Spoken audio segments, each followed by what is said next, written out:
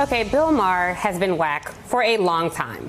From his makeout session with the blackface expert, Megyn Kelly, to his infamous use of the N-word on his show, for which he later apologized, and his continual, mostly white weekly panels where he sings sob songs to them about the perils of the shrinking demographic and chides anyone who falls even slightly outside of his myopic, privileged view.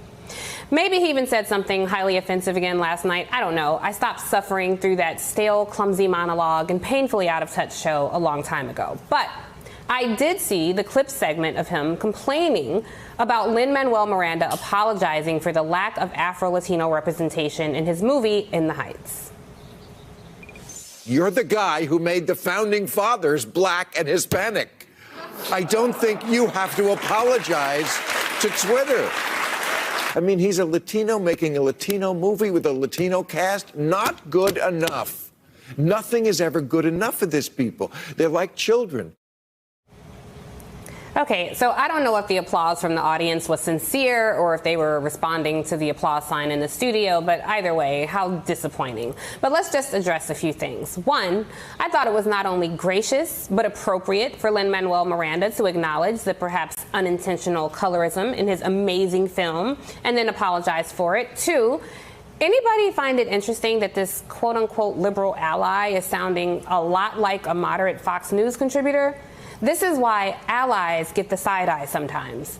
And three, Bill Maher, you do not get to tell people of color what they should or should not be offended by. Stay in your lane, Slim. Maybe instead of trying to invoke sympathy for Sharon Osbourne or making sure Tommy Loren has a space to spouse her BS, you should have more diverse panels of people who can explain colorism to you and systemic racism and how these things still devastate people's lives and livelihoods today.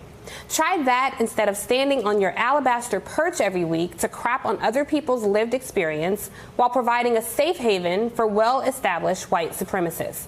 Because I gotta tell you, this old angry white man act is so played. I think you're mistaking what's happening now as a revolution, the favoring of a new system, and look, perhaps you disagree with that. But this is yet another of your perspectives that's embarrassingly ignoring what's happening all around you that you're refusing to see.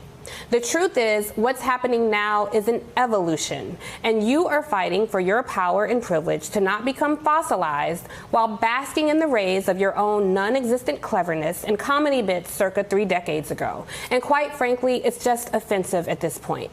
The country, like it or not, is changing in real time. And sadly, fake time with Bill Maher is not.